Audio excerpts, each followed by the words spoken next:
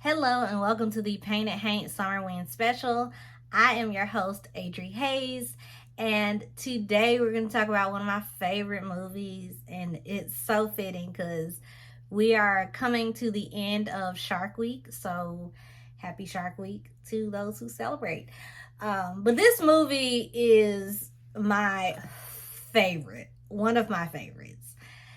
It partly because I don't know, it's always been there when this sounds so crazy. It's always been there when things was rough to say, just to sum it up. But also I love a good sea adventure. As y'all know, I love the ocean. If you noticed, I really do enjoy the ocean. And I guess you could say to a degree all the creatures that are in it, even sharks, even though they wild out sometimes. But let's get into the plot. So Jaws is about this island, Amity Island, and they are experiencing a rash of shark attacks just in time for the 4th of July.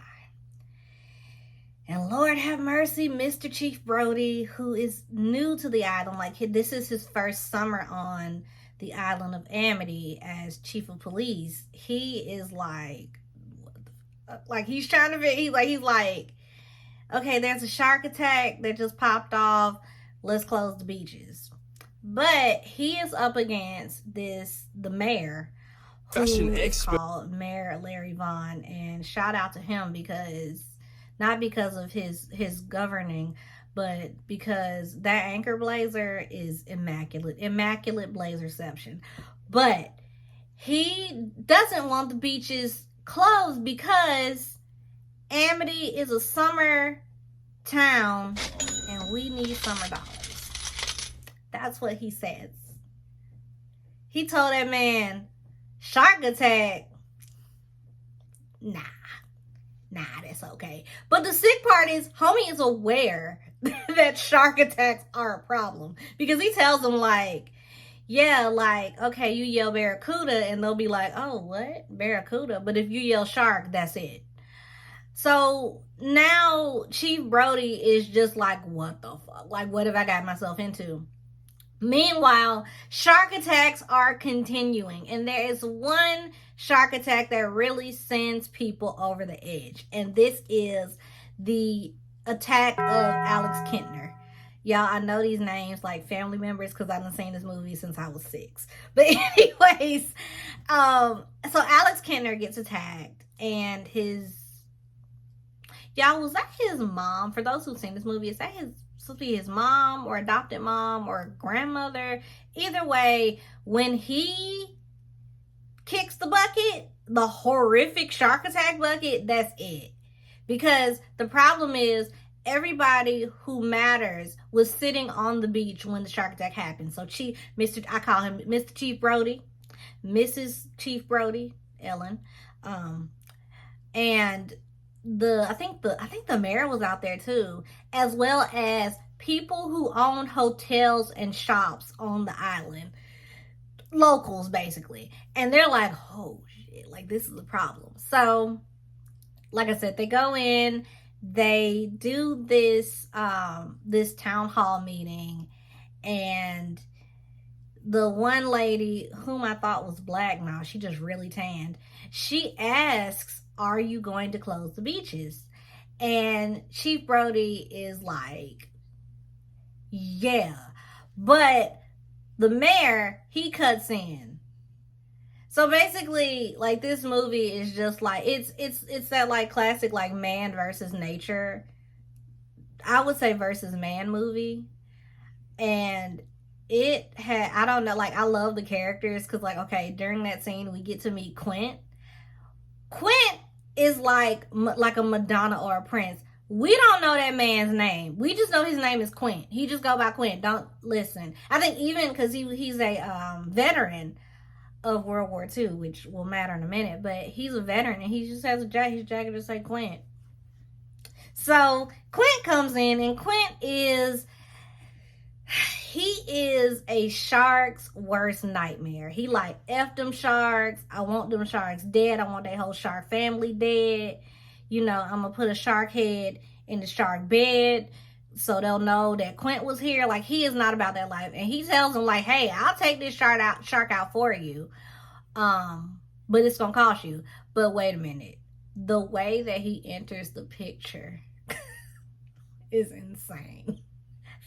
It's simple, but it's insane. My man took his nails. I think they were as long as my press-ons right here.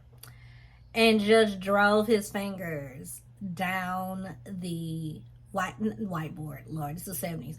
Blackboard in the meeting hall. And everybody looked back like, who the and they're like, oh, it's Quint. And in the book, I think it's like explained more that Quint's kind of a weirdo. Like, he's kind of strange. He'll do a job, but he ain't normal, right? And they like, he's like, man, he might be a serial killer, like that kind of thing of people and sharks. These people get out of control. I mean, this one dude and his friend, they decide. So what it is people who don't agree with the townspeople who are like, nah, keep the beaches open. F them people. I want my money. They start trying to take it upon themselves to catch this shark. Partly for money, but partly because they're like, this is a nuisance. So they go in and there's these two guys, right? They go in and they took the woman's holiday roast and threw it in the water to catch a shark. But that's okay, because karma's a bitch.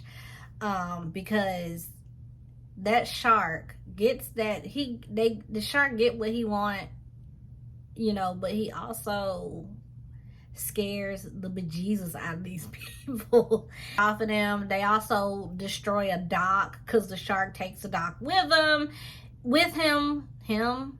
We don't know what gender Jaws is. I'd say he's a man because he's a freaking menace.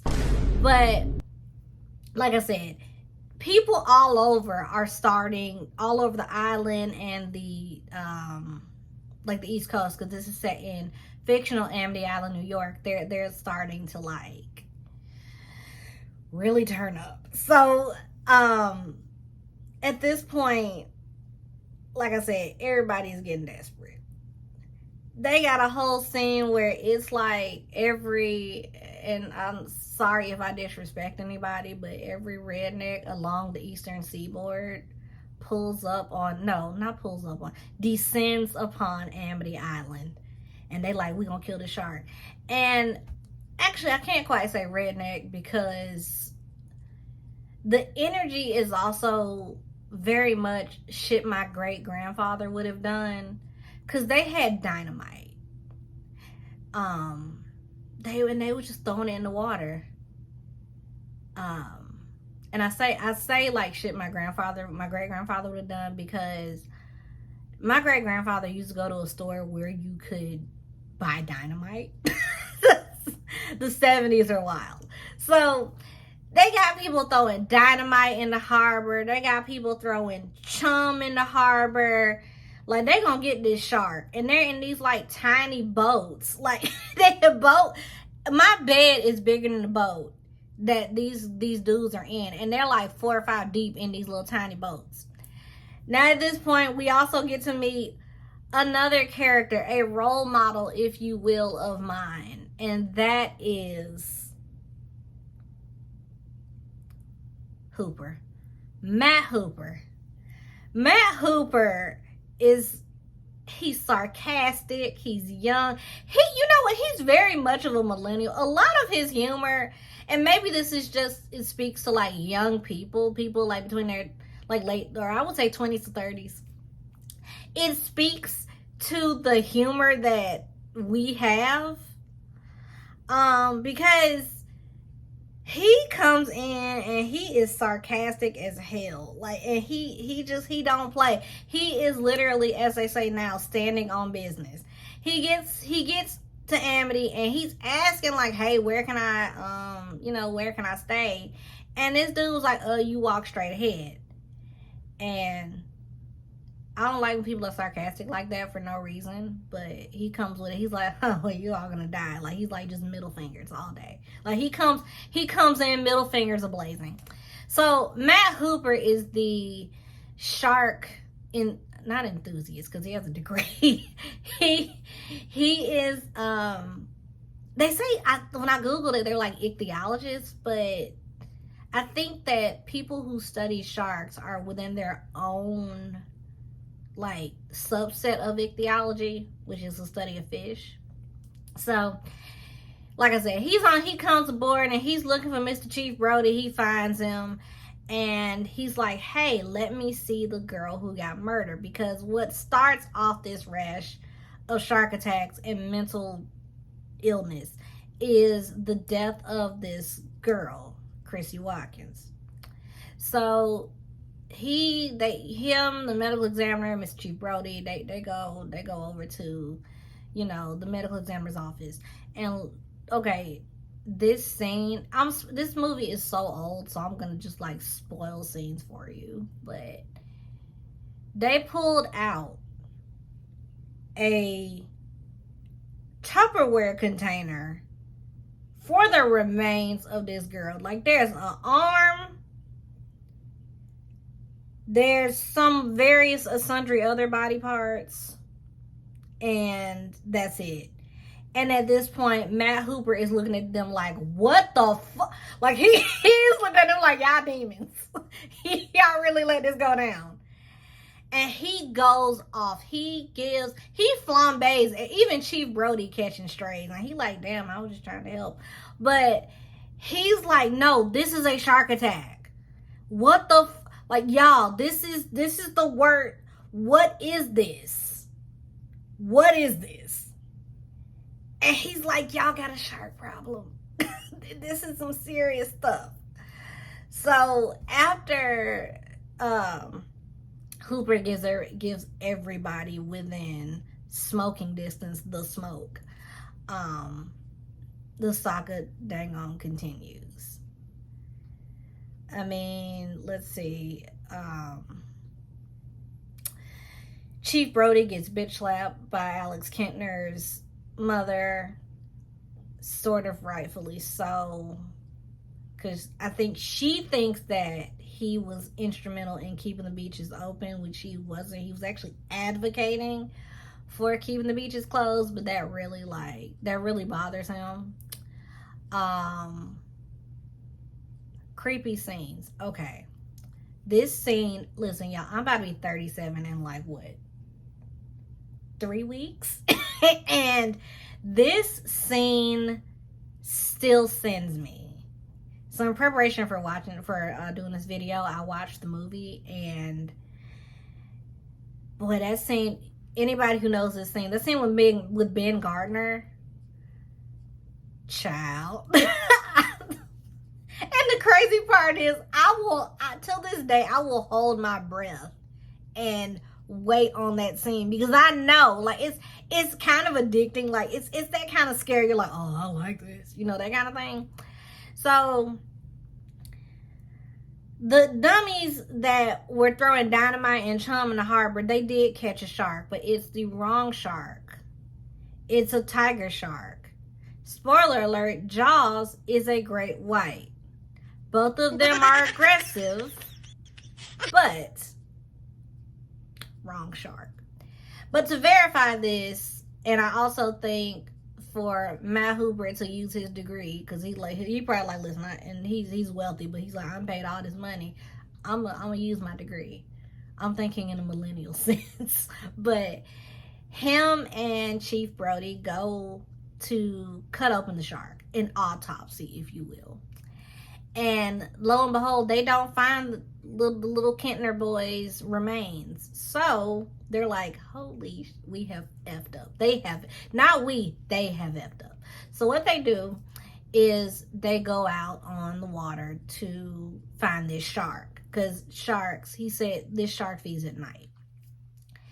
Chief Brody, who I failed to mention earlier, Chief Brody's afraid of water. So he is immediately like, "Not today, Satan." So, but he still goes. He's a trooper. He still goes. So Chief Brody gets out there on the water with not with Quint yet, but with Hooper. And they are looking for this shark. But in doing so, they find I just forgot the man's name. Ben Gardner's boat. They find Ben Gardner's boat. So Ben Gardner apparently is a local fisherman, and I guess he was like, listen, I need to make that coin. Let me catch this shark, you know. And in the process, the shark catches him. And that's a simple description of what happens, but our boy Matt Hooper is like, nah, I want to see something. Because what it is they come upon Ben Gardner's boat, and they're like, he's like, nah, I want to see something. He's also using that degree. He ain't slick. So he get down there and scuba dives down there, and he's like looking at the wreckage of this boat. And the shark left a little surprise for Hooper and Mr. Chief Brody. He left Ben Gardner, and I'm going to post a picture of what it looks like. It is terrifying. Like, when you see it, you're like, oh, you know. Like, anybody with anxiety, it sends your anxiety hackles up. Like, I remember the first time I saw that scene, I was little, and it just put me through the roof. This is back in the day when TBS used to play Jaws, like, religiously. When I tell you, it put me through the roof of our kitchen. I was like, no! So, after that, and it sends Hooper come up like, my man came up Aquaman style. Like, when somebody needs Aquaman's help, he came up like Old Faithful at Yellowstone. Like, he just, or is that Yosemite? I don't know. He came up like Old Faithful, like one of them geysers at, at the parks out west. I ain't never seen somebody move that fast. Also, that's great acting. That is. And, like, the funny part is, like, when you look at his expression, he comes up like, oh, god damn, they don't pay me enough for this shit. It's not funny, because I would imagine if this happened in real life, which I'm sure it has, it would send anybody into an entire panic. I mean, God, that scene, and it's atmospheric. They got fog rolling. John Williams is going crazy with the music. And even cooler, here's a behind the scenes. This is, again, why I love this movie. Here's the behind the scenes. That was filmed in somebody's pool. How big is that pool? Anyways. But that happens. And now the dynamic duo, Hooper and Mr. Chief Brody. I call him Mr. It's an inside joke me and my dad had, but Mr. Chief Brody, they're like, hell no, we need to close the beaches down, close the island down, hell, close the entire coast down. We're not doing this. So they go to talk to Larry Vaughn, and his immaculate anchor blazer. You know, when he got that blazer, he was like, Mr. GQ. Like, he is really styling this blazer, and I secretly want it. It's funny to me, though.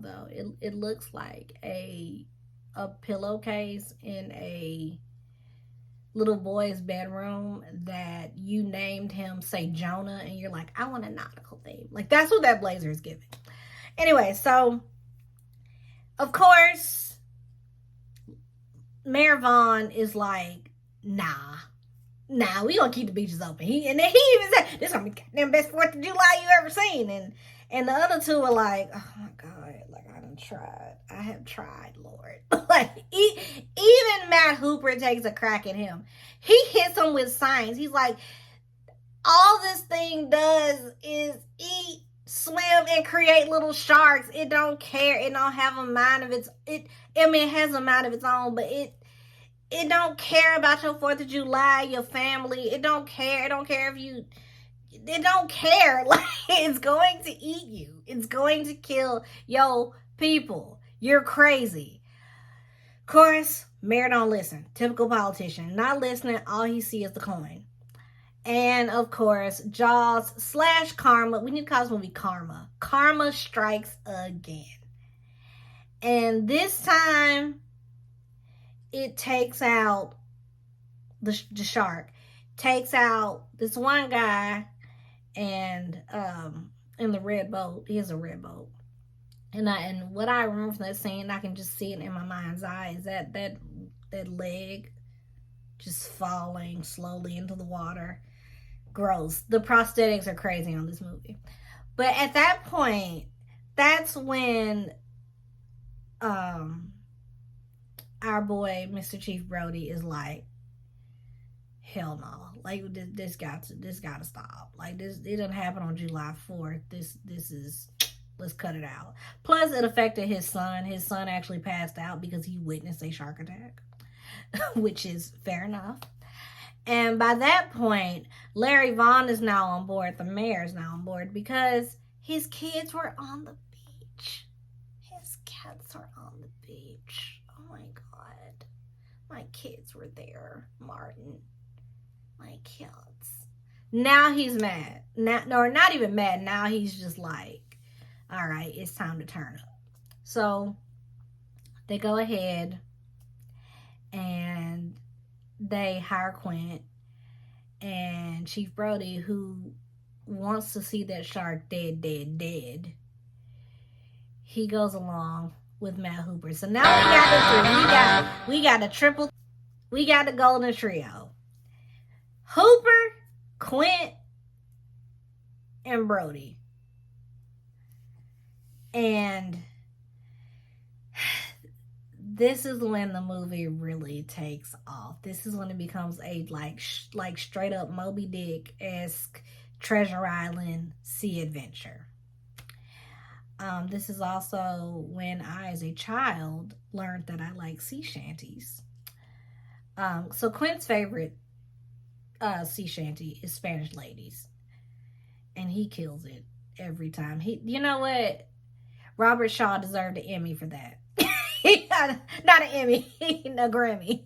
He deserved a Grammy for singing that. He doesn't sing the whole song, but he sings enough of it, and he's just so happy about it, and he's so, I can't say soulful, but he's got that perfect, like, old salt singing. I'm just, sitting here weaving this net type, like, style of singing.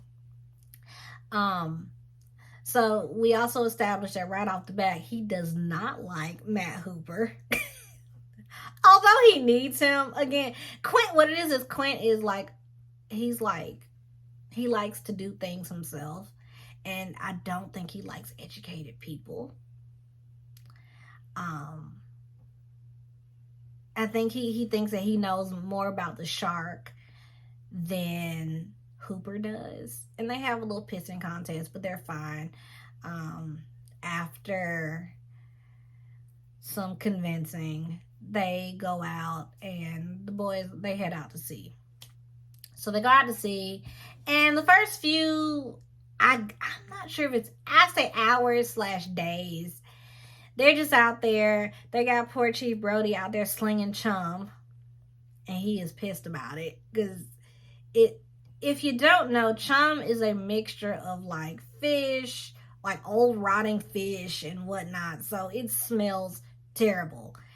And listen, this man already don't like being on the water. Now you got him slinging chum. Come on. He's like, come on, give me a break. So he is out there on the stern of the boat slinging chum. Shout out to the Orca. That's the name of the boat. And Hooper's doing some scientific stuff, and over on the fighting chair, as they call it, we got Quint, and he's just rambling, shooting orders, just, living his best, like, fisherman life. It's like he likes people to be around him like that when he can dictate, right? So this is when I don't want to say the movie slows down. It doesn't slow down on like, oh, it's so boring, but it slows down to build you up, because at first you're just like, yo, they ain't gonna find this shark, it's out in the ocean, it's wilding, they might as well go fishing. But the shark pops up, and this is when we get the very famous line, we're gonna need a bigger boat. And it comes from Chief Brody, who's the second brains of the operation. And immediately he's like, we need to call the National Guard. We need to call the freaking Coast Guard. Call the Navy. This shark is too freaking big for this tiny boat. But nobody's hearing it. They're like, nah, we're going to chase it farther out to sea, farther out into the Atlantic. And poor Chief Brody, he is freaking out. And so there's a lot of action going on at this moment. Clint tries to shoot the shark, I think, at that point with a rifle. You know what? I love Clint. He's the crazy grandfather that I needed. Like, no disrespect to my grandfathers and great-grandfathers. He is the level of just S-house crazy that I needed. You know, as a child, I needed that mental, that I needed that. But like I said, they chasing this shark down. The shark is like, nope. Like, he just keeps swimming. They shot barrels into him, which if you've seen the movie, or I'll post a picture of what the barrel is, but it's just this big, well, actually this is small, but it's like this big barrel about this wide. And that shark is like, nah, I'm taking these with me. So now they got to chase this shark farther out to sea. And we get into one of the creepy, because this is a horror movie. So we get into one of the creepiest scenes in the movie. And that is Quint's, is that a soliloquy? That's what the actual term of that is in the transom. Lord, I'm thinking about the orca in the byline. So Quint kind of gives us his backstory on why he hates sharks, and it actually once again leads up. The lead up is it's funny because the boys have now gotten super drunk off of whatever Quint has on board. And at this point as well, they sing, quite honestly, a song that it's actually on my phone, Show Me the Way to Go Home. And they start killing it. I mean, these three are, first of all, they're white boy wasted. They are 3 sheets to the wind. They are literally 3 sheets, because it's 3 of them, to the wind. They're out on the ocean. And they get to singing this song. That's actually, no, that's after the Quint story. But before that, what happens is they start telling stories about these different scars that they have. Poor Martin Brody, Chief Brody, he got to sit out on this one because he only has what looks to be like a cholecystectomy, so a gallbladder removal or appendix removal scar. And the way he just looks down like, oh shit, I ain't in this one. But what prompts the soliloquy / monologue, what have you, is Hooper is like, hey, what's that tattoo? And he goes, let me guess, mother. And so Quint's like, ha, no, young man, nah, young buck. If they were black, nah, young buck. This is from the USS Indianapolis. And at that moment, everybody, even me, when I first saw this when I was 6, having no knowledge of World War II, I knew this was some serious shit, right? So everybody on the boat though is the same way like me, like, God damn it. like, you know, not that, well, no, they're not like that, but their faces just turn, it's like ashen. Now, there's also a touch of, God damn it, we done hit a sore spot. Because everybody on that boat knows what happened to the USS Indianapolis. So Quint launches into the story, and I'm getting chills now. It is one of the most terrifying ass scenes. The music is on point. Robert Shaw is on point. According to Richard Dreyfuss, he was drunk off his ass when he told it, but he said later on it worked. Like, it works though, because you just think he's telling the story while, well, okay, they were supposed to be drunk, but he's like half drunk, half sober. It's really hard to explain, but it's really great and really creepy.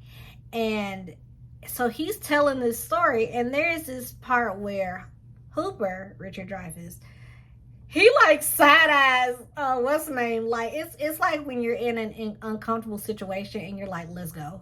Like, get out of here, but they can't because they're in the middle of the ocean. Come on, Hooper, you're smart.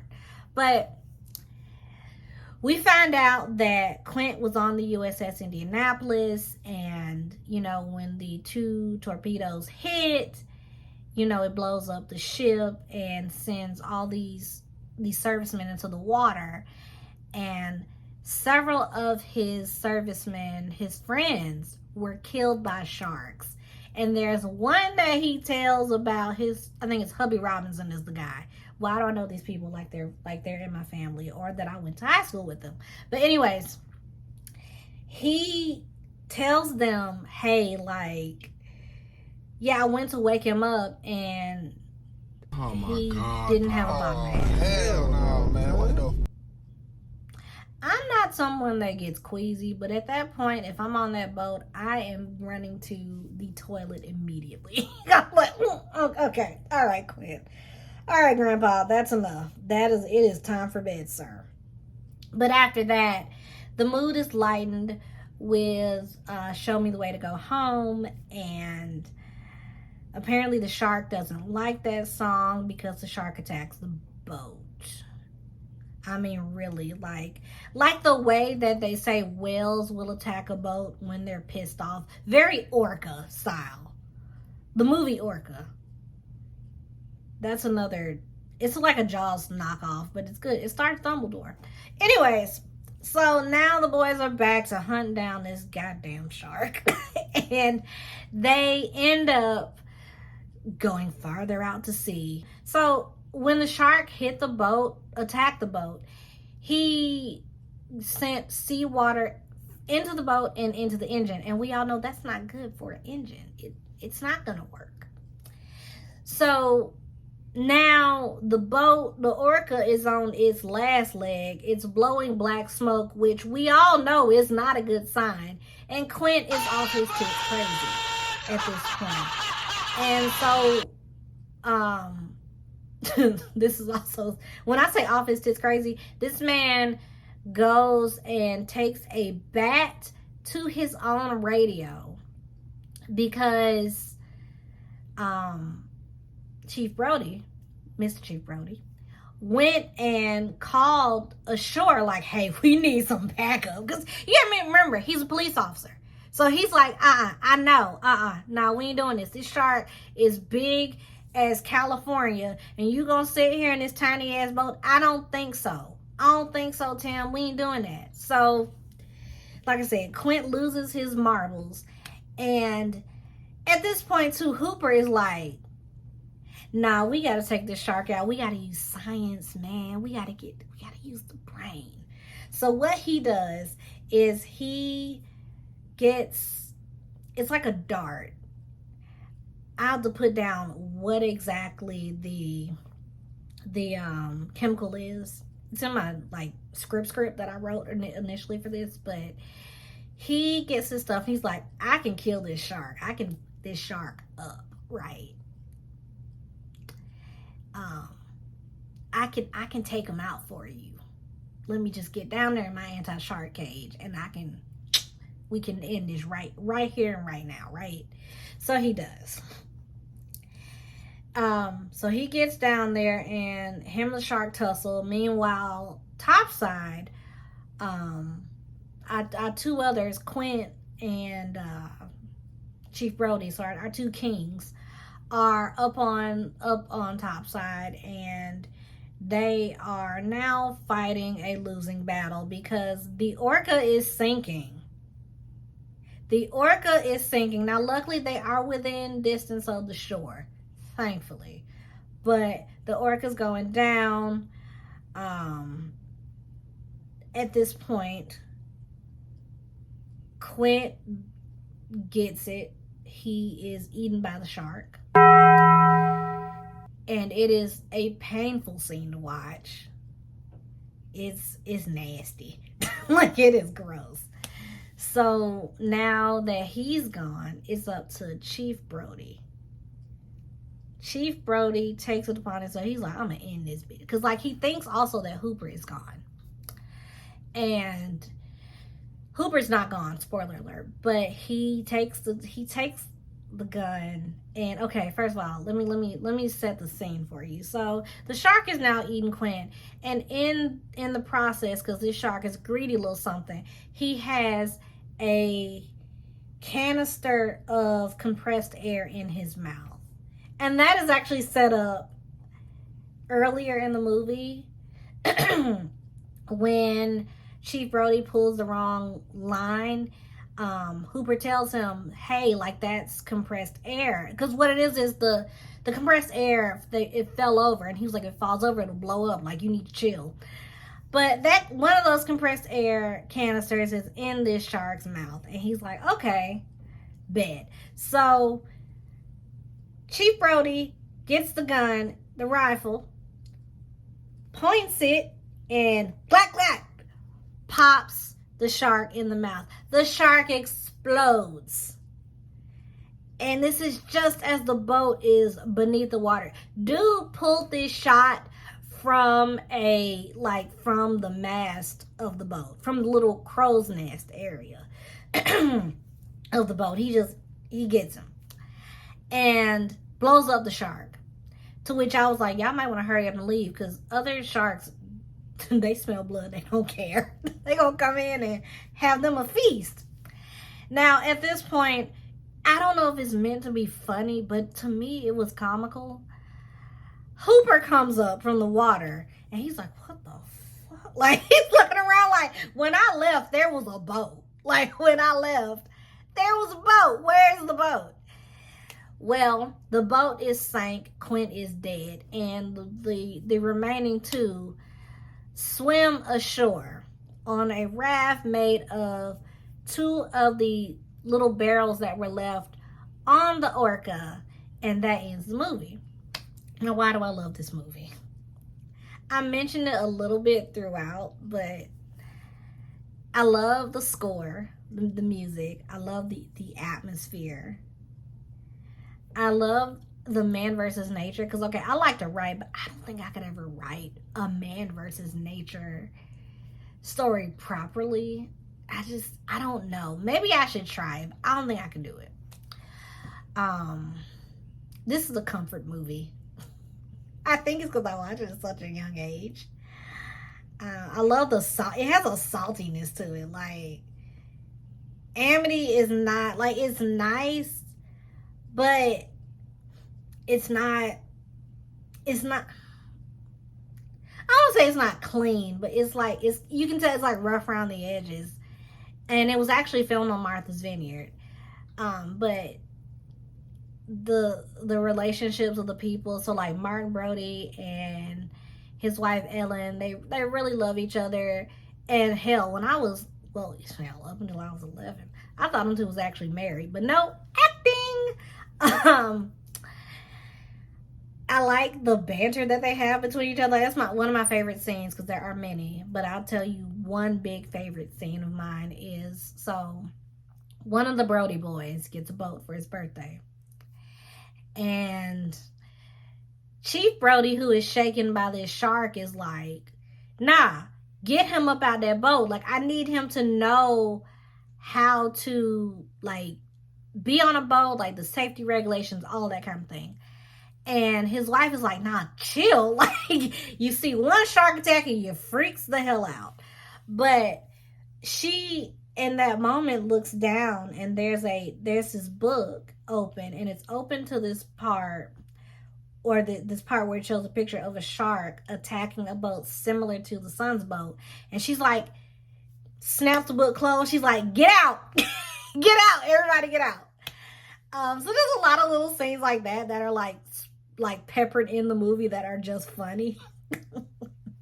Like that, it's like that double standard kind of comedy. Hooper and his zings, because he comes in zinging. Like I said earlier, everybody's catching it.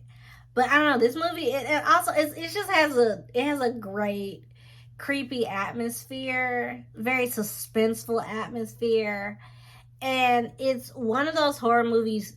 I feel like it only really hits during the summer. Like, you can't watch this no other time of year, in my opinion, without it feeling off.